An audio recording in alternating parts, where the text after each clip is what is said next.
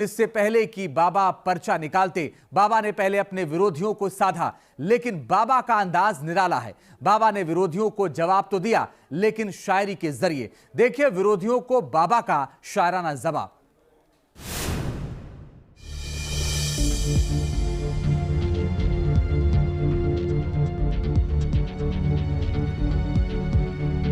खोल दो पंख मेरे, कहता है ये परिंदा, अभी उड़ान बाकी है।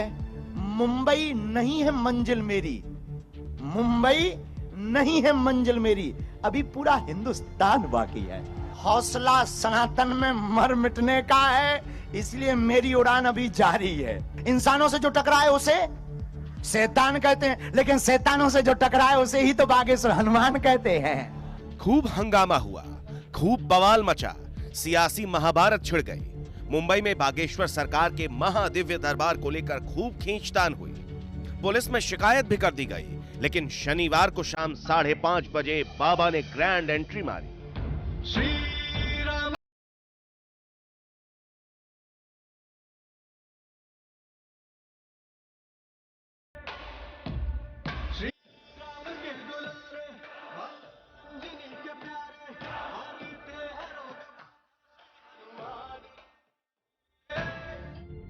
बाबा आए तो थे दिव्य दरबार लगाने, पर्चा निकालने, लेकिन बाबा ने थोड़ा समय लिया।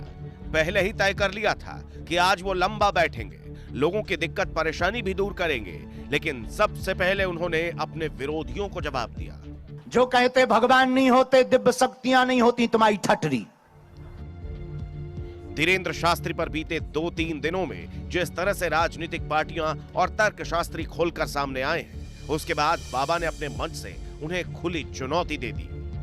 और हमें यह भी पता है कि लोग हमें छोड़ेंगे नहीं, लेकिन हम भी नहीं छोड़ेंगे।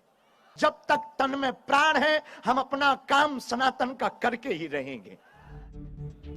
धीरेन्द्र कृष्ण शास्त्री का मुंबई में 2 दिवसीय कार्यक्रम है। शनिवार को बाबा का महादिव्य दरबार लगा और रविवार को दिव्य दर्शन का दिन है। सनातन का झंडा ऊंचा करने आए बाबा ने अपने अंदाज में अपने विरोधियों को यह साफ कर दिया कि बाबा अभी रुकने वाले नहीं हैं। और हम इसीलिए नहीं आए हैं कि चमत्कार दिखाने आए हैं, या तुमको अंधविश्वास में पड़ाने आए हैं, या हमको कोई सिद्धि चाहिए। मेरे पागलों, हमारा जो होता हो जाने दो। जब तक तन में प्राण है, हम अपना काम सनातन का करके ही रहेंगे। हमारा संकल्प सिर्फ एक ही है, तुम लोग हमारे हो, भारत हमारा है, और भारत हिंदू राष्ट्र होकर के सब प्रेम पूर्वक भारत के लोग रहें और हनुमान जी की कृपा को समझ पाएं, यही हमारा सपना है। बाबा घूम फिर कर बात सनातन और हिंदू राष्ट्र की ही कर रहे थे, लेकिन आज बाबा का अंदाज शायराना था। बाबा भक्तों के लिए तो पर्चा लिखने वाले ही थे, लेकिन अपने साथ भी एक पर्चा लाए थे। खोल दो पंख मेरे, कहता है ये परिंदा, अभी उड़ान बाकी है। मुंबई नहीं है मंजिल मेरी, मुंबई नहीं है मंजिल मेरी, अभी पूरा हिंदुस्तान बाकी है। इस शायरी से तो बाबा ने बखान किया अपना काम, लेकिन अगली शायरी है उनके विरोधियों के नाम। बन रहा है काम, इसलिए विरोधियों की नींद है हराम। और अब तो पूरे भारत में क्या दुनिया में हो रहा बालाजी का नाम। और हम लोगों को लगता है कि हम चमत्कार या पाखंड में फंसाते हैं, हम तो हनुमान जी में फंसाते हैं। बाबा के आने से पहले जितना शोर बाहर मच रहा था, बाबा का दरबार शुरू होने के बाद उससे कहीं ज्यादा शोर शामियाने में हो रहा था, और बाबा ने शायरी से समा बांध रखा था। पर्चा तो एक बहाना है, बालाजी की कृपा का सिद्धांत बताना तो एक बहाना है, भगवान होते या नहीं इसका अनुभव कराना तो एक बहाना है, असलियत में पूरे भारत को राम का बनाना है।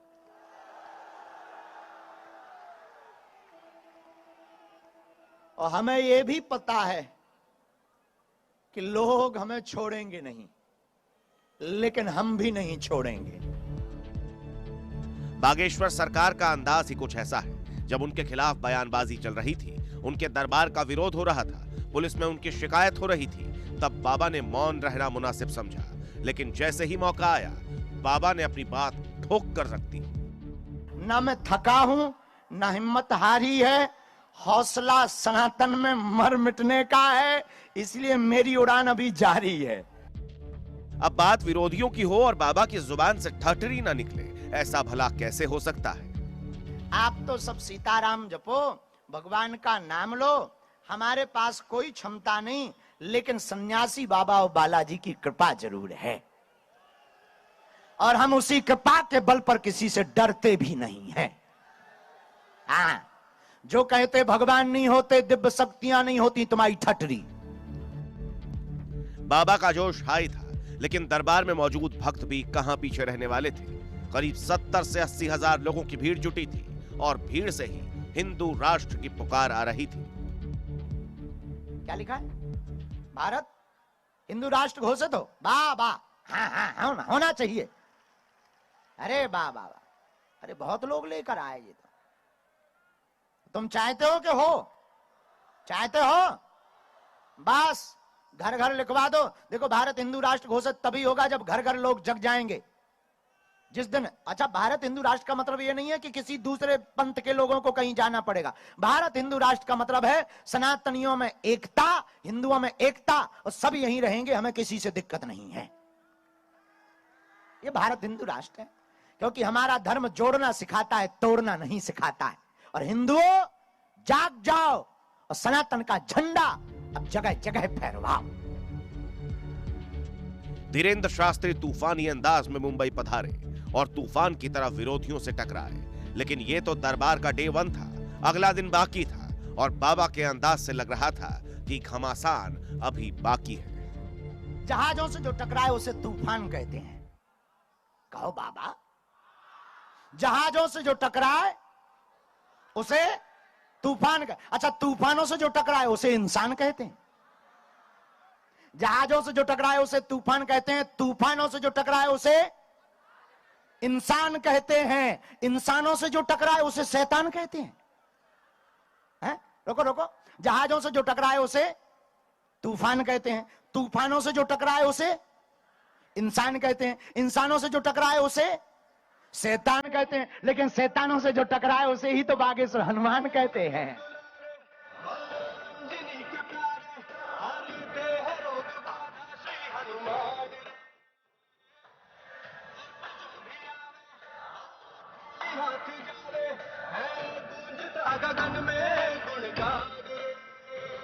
Team News nation.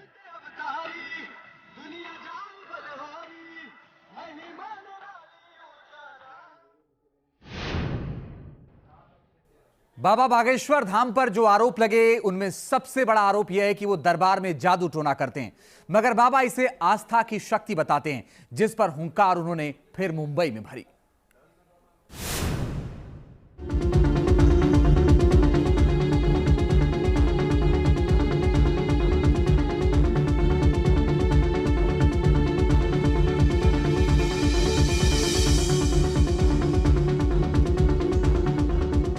Dhirendra Shastri का मुंबई का दिव्य दरबार शुरू होने से पहले ही सुर्खियों में था, लेकिन जब दरबार सजा तो माहौल सुपरहिट हो गया। भारत हिंदू राष्ट्र की सीताराम। साधु जी, साधु जी, बागेश्वर धाम की, सन्यासी बाबा की। बाबा ने अपने शायराना अंदाज से ऐसा समा बांधा कि हर कोई झूम रहा था, और इसी बीच शुरू हुआ पर्चा निकालने का सिलसिला। खोल दो पंख मेरे, कहता है ये परिंदा।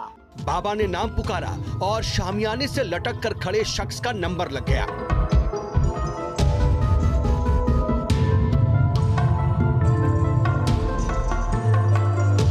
बाबा ने जैसे ही इस शख्स को स्टेज पर बुलाया, इसकी खुशी का ठिकाना ना रहा। स्टेज पर पहुंचे इस शख्स को देख करके ऐसा लग रहा था मानो इसकी मुराद पूरी हो गई हो। अब आगे आप खुद समझ जाइए कि आखिर ये इतना खुश क्यों है। गुरुजी सब कहते हैं कि आपके 36-37 साल की उम्र हो गई, शादी कब करोगे? मैं कहता हूँ जब होएगी तो होएगी। पिताजी नहीं है, मम्मी की तबीयत खराब रहती है। अच्छा जी। तो आज तक को तुम्हारी जिंदगी में आओ नहीं है? आई थी एक लड़की मगर वो शादी हो गई उसकी। अच्छा, वो को नाम कहा तो? उसका नाम ज्योति था।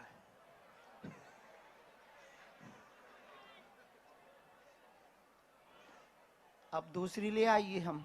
जी हाँ, की कृपा होगी तो जरूर आएगी। मतलब तुम हनुमान जी से लड़की की अर्जी लगा भी आया? नहीं, हम आपसे मिलने आए थे गुरुजी। अगर दोनों काम हो जाए तो फिर क्या मतलब बात है। जिनको ब्याह नहीं भाव तुम उन लोग ब्याह की अर्जी लेके आए? नहीं, उनकी नहीं लेके आए गुरु। आओ नजदीक। घर में माँ बीमार है कि नहीं? ये क्या लिखा? जी। घर में वहाँ स्वास्थ्य ठीक नहीं रहता, माँ का बहुत परेशान है, शादी की अर्जी लेकर आए हैं। एक लड़की से जुड़े थे, उसका विवाह हो चुका, ज्योति नाम है। नई लड़की आपके जीवन में आएगी, ममता नाम होगा। बागेश्वर बाबा का ये भक्त अपने लिए दुल्हनिया की मनोकामना लेकर पहुंचा था और बाबा ने आशीर्वाद भी दे दिया था, तो इनका खुशी से झूमना लाजमी था।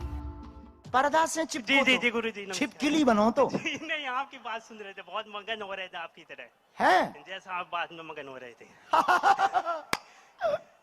बहुत आनंद आ गया। बाबा के मुंबई वाले दरबार में लोग ऐसी ऐसी मुराद लेकर आए थे कि बाबा भी चकित थे, लेकिन जैसा बाबा कहते हैं कि आदेश है तो पर्चा तो बनेगा ही। हाँ, आपको बहुत मानते हैं। अच्छा, बालाजी को बहुत आशीर्वाद। तो आपको भरोसा था कि हम बुलाएंगे? जी। आपने यहाँ नाम किसको बताया? किसी को नहीं। हमें कैसे पता लग गया? बाबा के चरणों में बैठी बिटिया का बोर्ड एग्जाम चल रहा है। बाबा को लेकर के ऐसी आस्था है कि परीक्षा के बीच में पढ़ाई छोड़कर बाबा के दरबार में आ गई। अब दरबार में नंबर लग गया तो सीधा पूछ लिया कि बाबा नंबर कितने आएंगे। मेरे मार्क्स अच्छे आएंगे क्या बोर्ड्स में? बोर्ड्स में आ? बोर्ड्स में मार्क्स अच्छे आएंगे? कितने में पढ़ती? 10th 10वीं। 10 जी। ठीक। हाँ, और बस और कुछ नहीं। एक प्रश्न और है क्या? कोई नहीं, हम बताएंगे। अब तीनों में से आप कौन से नंबर का पर्चा निकालना है? अर्जी कार्ड 2। तो पक्का 2। ये है। ये कितना है बिटिया? 2। आओ नजदीक, बैठ जाओ, यहीं बैठे रहो। 80% से ज्यादा बनेंगे आपके, बिल्कुल चिंता ना करें, तैयारी तेज करें, सभी कामना शिव पूजा से पूर्ण होगी। जरूर। बाबा के पास पहुंची इस बिटिया को तो 80% की गारंटी मिल गई, लेकिन बाबा ने यह भी जरूर कहा कि पढ़ाई लिखाई भी करते रहें। 80% से ज्यादा बनेंगे आपके, बिल्कुल चिंता ना करें, तैयारी तेज करें, सभी कामना शिव पूजा से पूर्ण होगी। बाबा दावा करते हैं कि वो बिना बताए लोगों की बात जान लेते हैं और मुंबई वाले दरबार में भी कुछ ऐसा ही चल रहा था। बाबा लोगों को बताने से पहले पर्ची में लोगों की परेशानियां लिख दे रहे थे, साथ ही निवारण का तरीका भी बता रहे थे। मुंबई के महादिव्य दरबार में अब अगला पर्चा खुला और इसमें क्या था देखते जाइए। आपके घर में विघ्न बना हुआ है, बहुत ज्यादा परेशान है, कार्य पूर्ण होंगे। बहन की अर्जी लेकर के आप आए हैं। बहन की बेटी सेजल पर संगति में फंसी हुई है, देर रात तक घर से गायब रहती है, सुधर जाएगी, चिंता ना करें, आशीर्वाद है। धन्यवाद। और एक बार पकड़ी भी गई, इस विषय को लेकर के लड़ाई भी हुई, आपने पकड़ा भी है, और ये उन्होंने नहीं, उनकी माताजी ने नहीं पकड़ा, आपने पकड़ा है। माइक से बोलो हाँ या ना। हाँ जी, मैंने पकड़ा था उन्हें। ले बहन की बिटिया को लेकर परेशानी थी। बाबा बातें बताते गए और यह महिला हाँ में हाँ मिलाती गई। बाबा ने आश्वस्त कर दिया कि बिटिया सुधर जाएगी। दरअसल मुंबई के दरबार में जो हो रहा था उसी को लेकर कुछ राजनीतिक पार्टियां और तर्कशास्त्री धीरेन्द्र शास्त्री को निशाने पर ले रहे हैं। बाबा के विरोधी ये शिकायत कर रहे हैं कि बाबा दरबार में अंधविश्वास को बढ़ावा देते हैं। लेकिन एक बात तो ये भी है कि विरोधियों के पास इस बात का जवाब नहीं है कि बाबा आखिर ये करते कैसे हैं।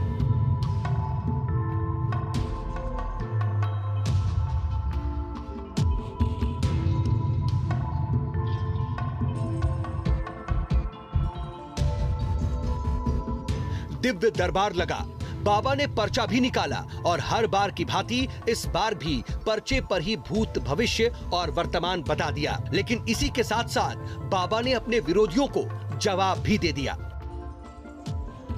बन रहा है काम, इसलिए विरोधियों की नींद है हराम।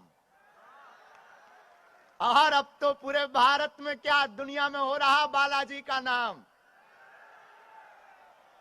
और हम लोगों को लगता है कि हम चमत्कार या पाखंड में फंस